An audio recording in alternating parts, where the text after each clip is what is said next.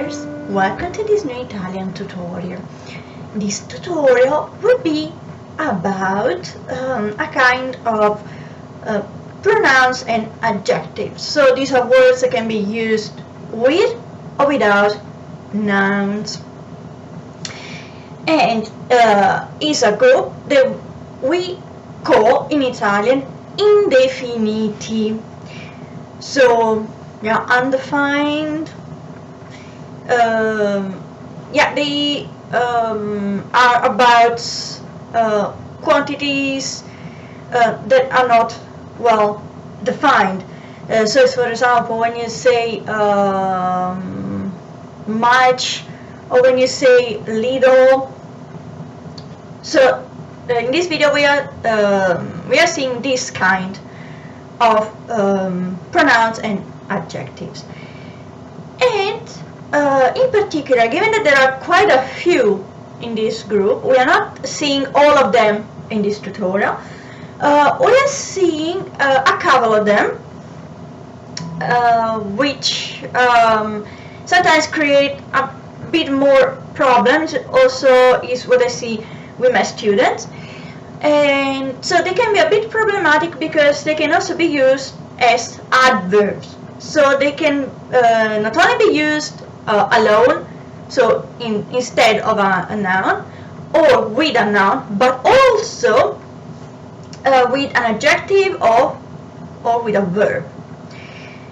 And so in this last case, while in the other two cases, in the first two cases, you have to conjugate them, so to make the feminine, the masculine, then also the plural when it's the case. In the last, so when they are used as adverbs, of course you can't conjugate them, they always stay the same. It doesn't matter what the noun is, so or what the adjective is, so if it's feminine, if it's plural, doesn't matter. And so mostly the words that we're seeing today, they go over quantity. So quantity that are not specified. As I said, something like much, like little, like also too much. And so let's start with tanto. Now, tanto means much. And so if you use it as an adjective, so with a noun, then it behaves like the adjective with the four endings. And so in the past I made a video about adjectives, and I will link in the description below. But anyway, so you have tanto, and then tanta as female, tanti as male plural, and tante as female plural. So for example, if you want to say I have many pens, say you say ho tante penne. So penne is female plural, so you say tante. So in this case, this is what happens when tante is used as an adjective. Now, when it's used as a pronoun, as I said, you use it instead of a noun. So and mostly also not to repeat the noun. So you usually talk about something that has been mentioned, and you use the word as a pronoun so as not to repeat the noun that you already said. So, for example, I can ask quanti libri hai? So how many books do you have? And so also quanti is a bit peculiar, and I made also a tutorial about the words that use in the questions, so the question words, and this will also be linked to the description below. But anyway, the answer to this is ne o tanti. And yeah, in the answer you also answer with ne. And also there is a tutorial, so I made a tutorial in the past about ci and ne. Also this one will be linked in the description below. But anyway, so I ask quanti libri hai? how many books do you have? Ne ho tanti. So I have many. So also in this case, tanti, you use it in instead of books, so not to repeat books. And also in this case, you have to conjugate tanti. So given that it refers to libri, that is masculine plural, so also tanti, so I have to use tanti, it has to be masculine plural.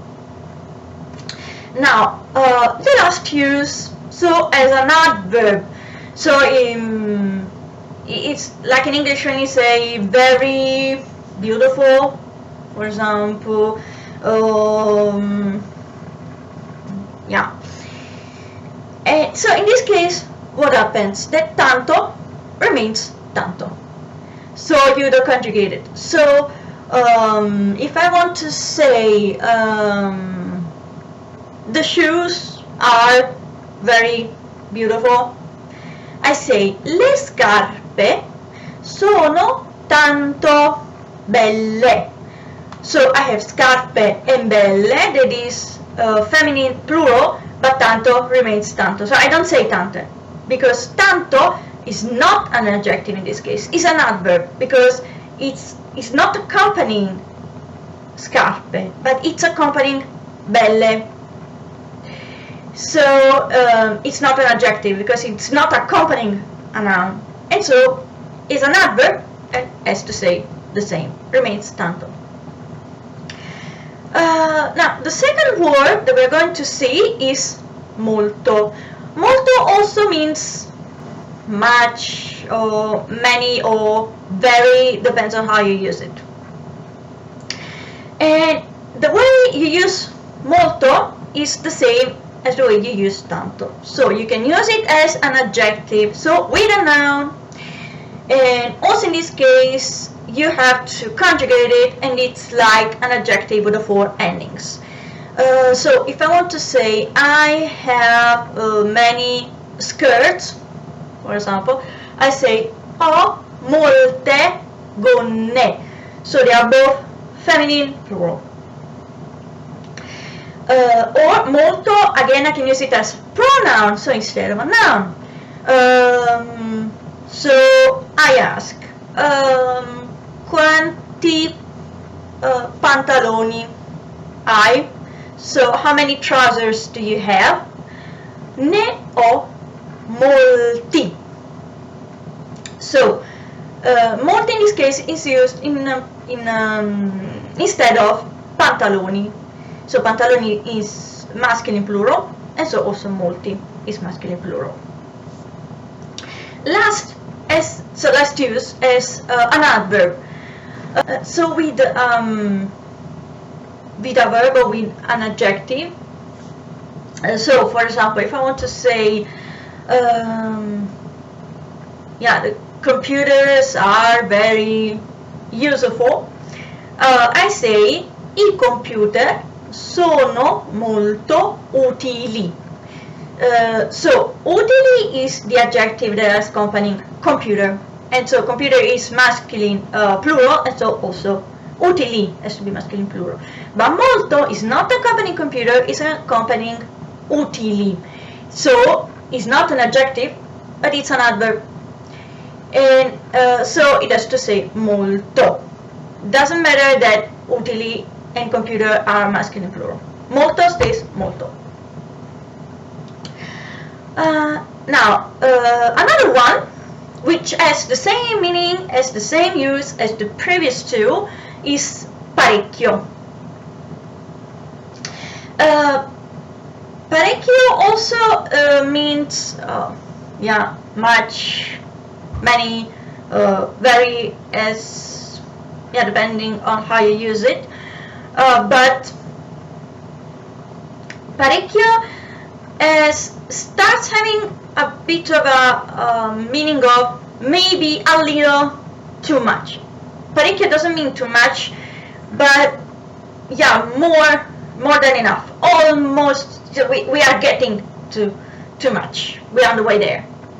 So it's slightly more than molto e tanto, but less than too much, less than troppo, which is the next word that we are going to see. But anyway, so going to parecchio, so you can also use it as an adjective, like the previous two words that we have seen. And so, if I want to say, I have many, photos, pictures, I say, ho parecchie fotografie. So, fotografie is feminine plural, and so also parecchie. So, parecchio becomes parecchie, so feminine plural. Because also parecchio, when it's used as an adjective and as a pronoun, so it's with the four endings. But anyway, so going to the second use as a pronoun, again, I use it instead of noun, and also in this case I have to conjugate it. So, for example, if I ask quanti fiori ci sono nel giardino, so how many flowers are there in the garden, I can answer ce ne sono parecchi, so there are many. And so in this case I say parecchi because it refers to flowers, to fiori, and fiori is masculine plural. So also parecchi has to be masculine plural. And the last use, so as an adverb. So I can say gli esercizi sono parecchio difficili. And so in this case, so I have esercizi, which is my noun, and difficili, which is the adjective that is going with a noun, and so they are both masculine plural. But parecchio is not accompanying the noun, it's accompanying difficili, so difficult, the adjective. And so parecchio is an adverb and stays the same, so it remains parecchio. You don't conjugate it.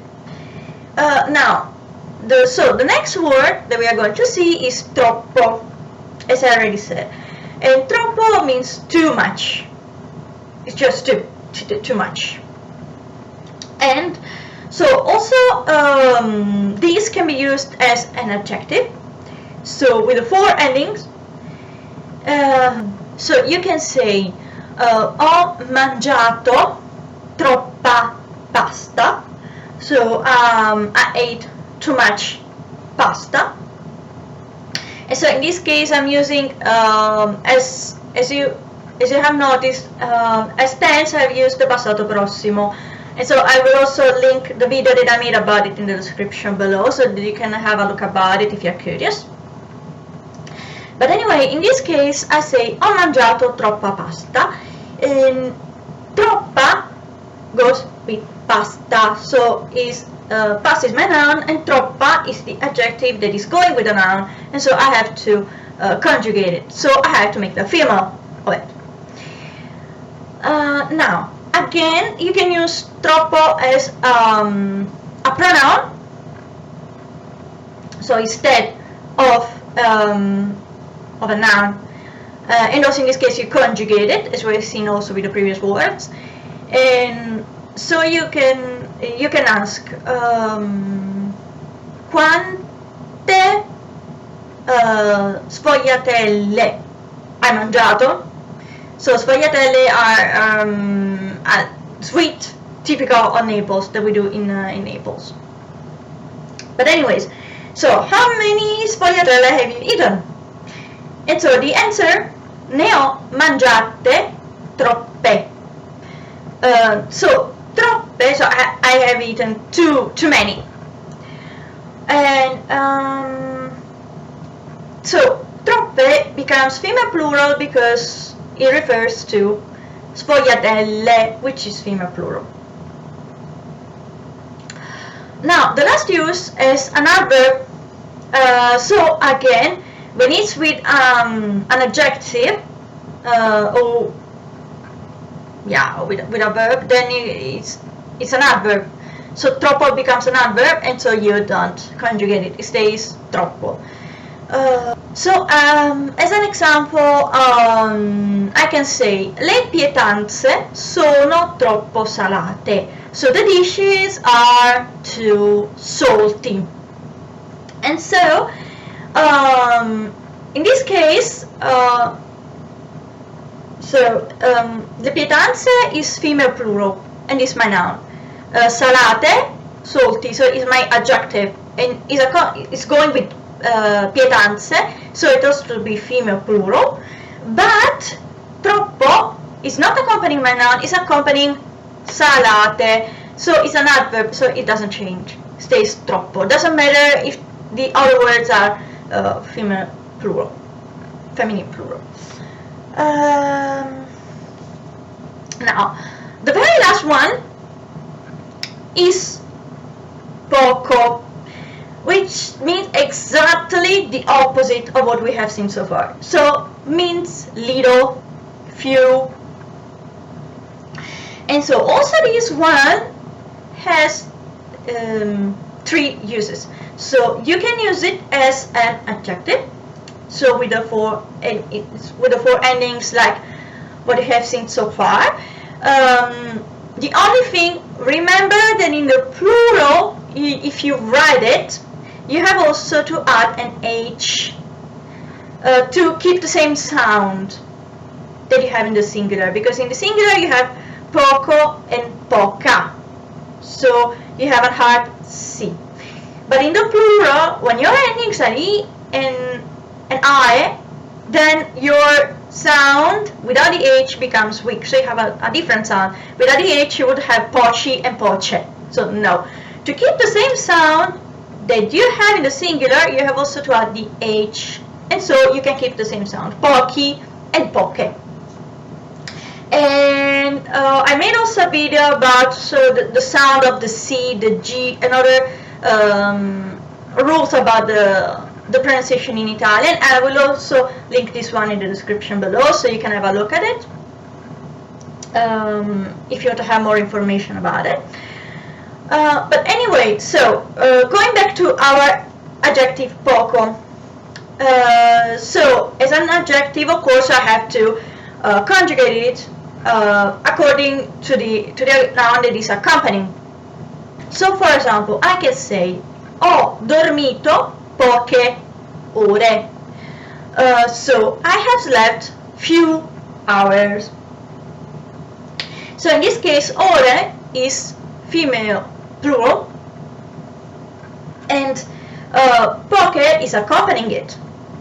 So poche is my adjective, and so becomes feminine plural like the noun ore.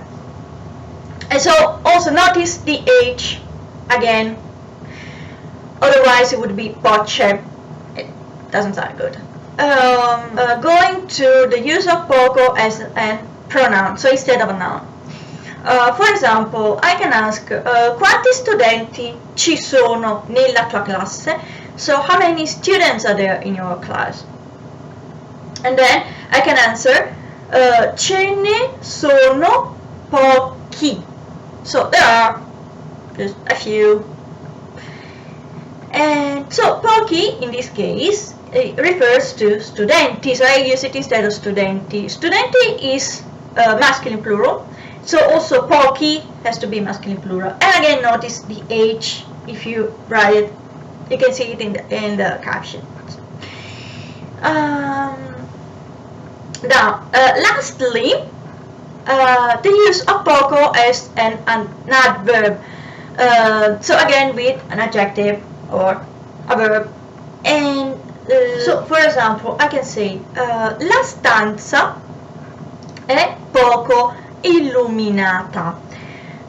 So it means the room is not light enough. So in this case, poco is meaning more of not enough when you use it as an adverb. But also what we can see here is that so I have my stanza and I have my adjective illuminata, so which are both feminine singular, but poco stays poco. I don't make the feminine because it's not accompanying the noun stanza, but it's accompanying the adjective illuminata. And so it's an adverb and stays the same. Doesn't matter that the other words are feminine singular.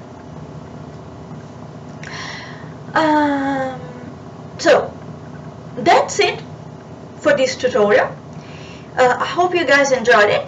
If you enjoyed it, please give it a thumb up and please subscribe to my channel if you like my videos. As always, feel free to post any comment, any question that you have, or if you want to request any topic, so feel free to do that. Thanks for watching and see you next tutorial. Ciao ciao!